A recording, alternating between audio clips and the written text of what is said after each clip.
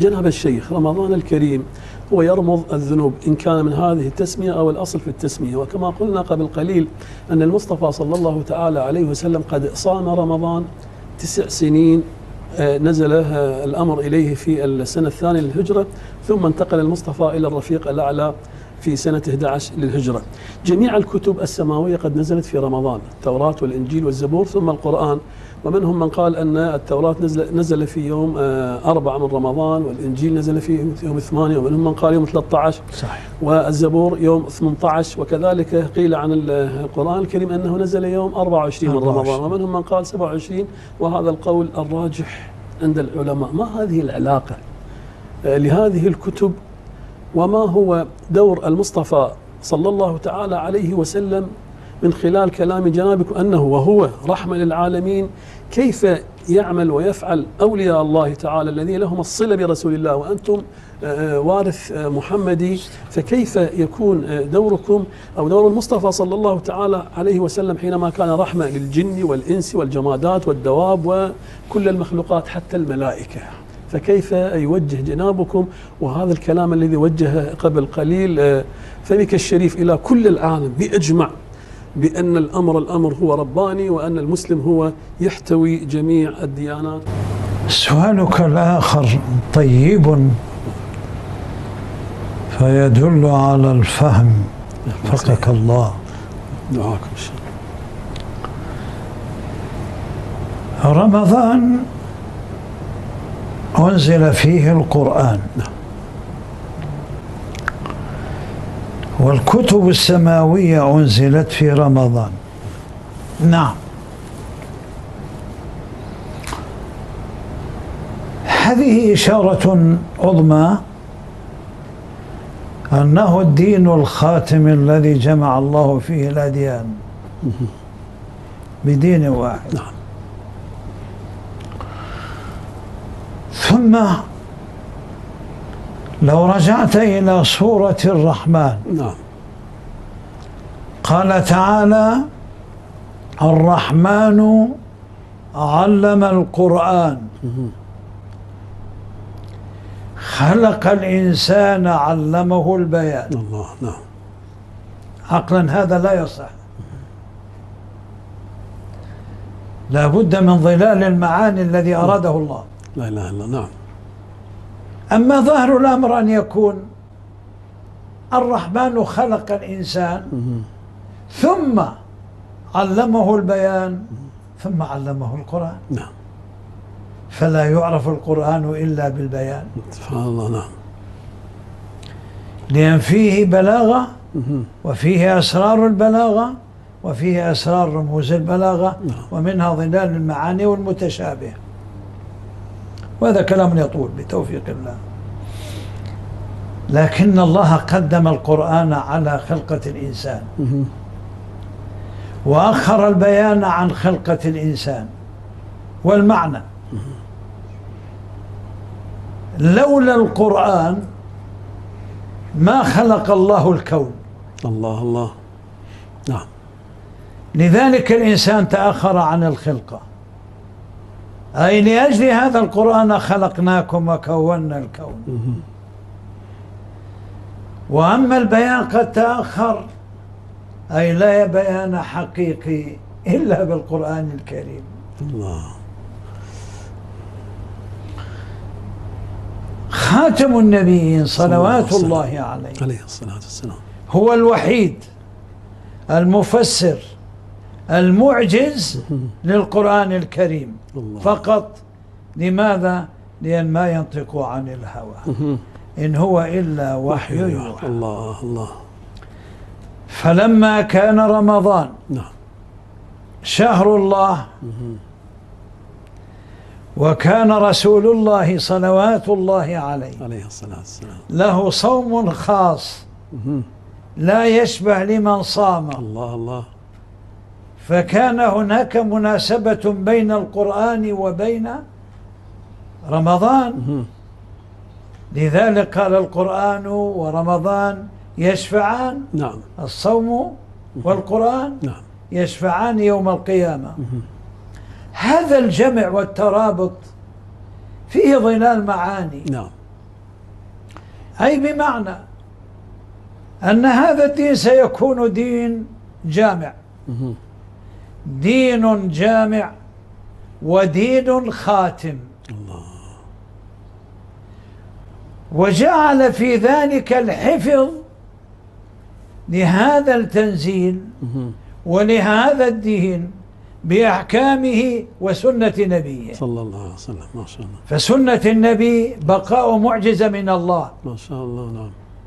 فمراد الله فيما أنزل في قرآنه، ما شاء الله. مراد الله نعم بكل كلامه في الكتب السماوية هي في القرآن الكريم، ما شاء الله. نعم. لأنه الدين الجامع الكامل الخاتم. نعم. لذلك خاتم النبيين صلوات الله عليه هو المفسر الوحيد صلى الله وهو عليه النبي الخاتم عليه الصلاة والسلام. فلا بد أن تساق جميع هذه الكتب في رمضان الله. لهذا الدين، ما شاء الله. ليكون دين واحد كامل ألا وهو دين الإسلام. الله الله. ما شاء الله. هذا الدين الحنيف، هذه المعجزة قال عنها تعالى: إنا نحن نزلنا الذكر، أي القرآن. نعم. هو أنزل كل الكتب. نعم. فكل هاي أمانة نقولها للعالم، ما شاء الله. فكل كلام صح في التوراة والإنجيل والزبور هو في القرآن. الله الله. ما شاء الله. وكل ما لم يكن في القرآن فقد دخل ما ليس عن كلام الله. لذلك كان السر أن الله جعل إنزال هذه الكتب في رمضان كلها، ما شاء الله. نعم. لأنه الدين الكامل، الدين الجامع، الدين الخاتم صلوات الله عليه. صلى على سيدنا. وفي ذلك صح الحديث. نعم. وأنا كتبت عنه في رسالة عجيبة، القلوب السبعة. نعم. حديث وجد 26 راوي فيه. قال: أنا لخاتم النبيين وآدم منجدل في طينته. الله الله. صلى على سيدنا. مقامه وروحه موجودان، فكيف لا يكون دينه الجامع؟ الله الله. ما شاء الله. فإذا ما قاله الله بكلامه القدسي جمعه في الدين الخاتم، وإلا ما كانت معجزة باقية إلى يوم القيامة. نعم. نعم. ولا كان الدين الخاتم والخاتم صلوات الله على الحبيب الخاتم. الصلاة والسلام. هذا أمر لا بد أن ننتبه إليه. ثم نرى أن القرآن الكريم نعم جاءنا معجزة متحدى به أو نقول بها أي المعجزة. نعم. المعجزة أمر خارق للعادة مقرون بالتحدي لا يؤتى بمثله. طيب، هو معجز في بلاغته. أي بلاغة؟ السطح الموجود في اللغة عند قريش، فهم أصل اللغة وقاعدة الانطلاق في اللغة. ونزل بلغتهم ثم نزل بلغتهم. نعم. والقرآن كذلك، وأهل الجنة بهذه اللغة. الله الله. على هذا فعندهم بلاغة وعندهم أسرار البلاغة، إن شاء الله. فأتاهم جل جلاله بأسرار رموز البلاغة. الله الله. وكان سر المعجزة والتحدي هنا، ومنها المتشابه نعم في ظلال المعاني بروح البيان وروح المعاني. الله الله.